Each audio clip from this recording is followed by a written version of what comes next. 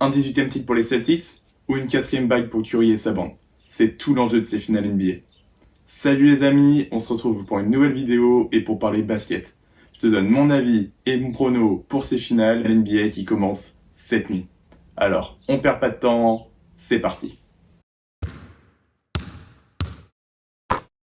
Et donc on commence tout de suite par les dynamiques et tout d'abord celle du dernier qualifié. Et donc Boston qui, on peut le dire, a un vrai parcours de champion. Tout d'abord ils ont sweep les Nets, puis ils ont battu les Bucks en 7 après avoir été menés 3-2 et ils viennent plutôt de dérouler contre le Heat. Des résultats permis par une super défense, des stars qui s'entendent bien et un Jason Tatum qui se la joue à la Kobe.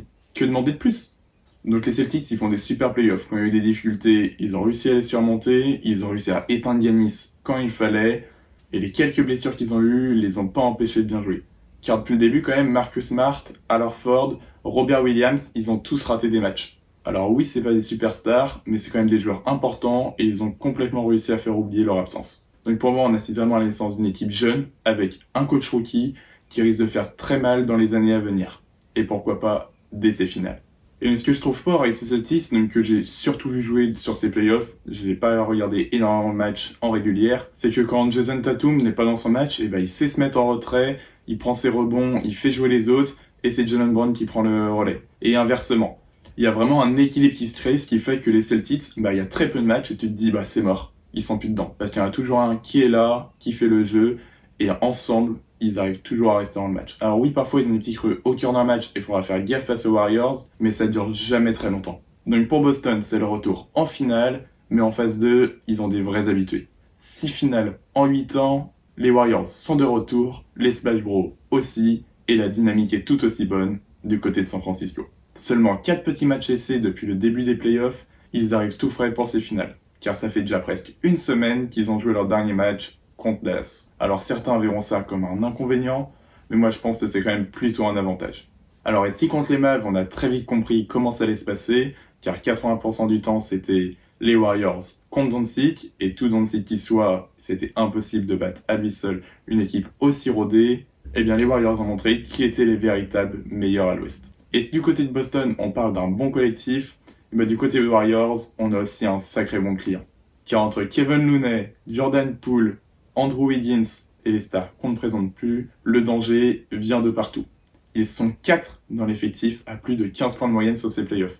La stat, elle parle d'elle-même. Alors oui, contre Memphis, on peut refaire la série si Jay Moran ne se blesse pas. Parce que c'est vrai que la fougue et la jeunesse des Grizzlies les dérangeaient quand même pas mal. Mais ils ont ensuite activé le mode balade contre Dallas et ils arrivent en finale, plus motivés que jamais, avec une confiance absolue, un coach qu'on ne présente plus, alors que franchement depuis 2019, la blessure de Clay, le départ de KD, on n'aurait pas forcément pu les imaginer aussi rapidement retrouver le sommet. Bon, c'est maintenant le temps de passer au match en tant que tel et d'aborder les points forts et les faiblesses de chacune des équipes. Tout d'abord, on ne peut pas parler du match sans évoquer l'immense différence d'expérience en finale d'NBA. 128 matchs pour l'effectif complet des Warriors, 0 pour celui de Boston. Alors si pour l'instant les Celtics ont très bien géré les matchs en jeu, on sait qu'une finale NBA, c'est jamais la même chose. Et donc je suis sûr que les Warriors ont profité au maximum de cette expérience. Jouer avec la jeunesse des Celtics, leur faire des fautes inutiles pour décaler leur rotation et utiliser tous les vices dont ils sont capables. Et donc deuxième clé du match pour moi du côté du Warriors, ça va être la réussite au shoot. Alors on sait qu'ils vont bien shooter, mais il va vraiment falloir garder des pourcentages très élevés face à une défense des Celtics qui va pas les laisser approcher le cercle. Et en parlant d'aller au cercle, je pense que c'est vraiment la clé justement de l'autre côté. Les Celtics ont un vrai avantage athlétique, physique, de taille, de longueur et leur jeunesse qui va avec. Alors pour moi, ils vont vraiment devoir jouer là-dessus. Car si contre les Bucks, notamment dans le match 7, ils ont artillé à 3 points, je pense pas que ce soit le jeu dans lequel il faille rentrer contre les Warriors. Donc pour moi, la clé du match côté Celtics, ça va vraiment être la manière dont ils vont aller attaquer le cercle, chercher des fautes, des lancers francs, ce que du côté des Warriors, on fait très peu en utilisant leur avantage athlétique. De côté du terrain, défensivement, on sait qu'ils vont être présents, à l'image de Marcus Smart, meilleur défenseur de l'année. Mais alors, qui de la super attaque ou de la super défense va gagner ces finales NBA? C'est l'heure du pronostic. Et donc mon pronostic, je me mouille pas trop, c'est la cote la plus basse sur les sites de paris sportifs, je dirais 4-3 Warriors. Pour moi, ils vont faire parler leur expérience. Alors je serais même pas surpris de voir les Celtics gagner un de leurs 2 premiers matchs à l'extérieur, mais pour moi, les Warriors vont pas s'affoler, ils vont réussir à aller en chercher un à Boston, revenir, et ils feront ça au match 7 à domicile.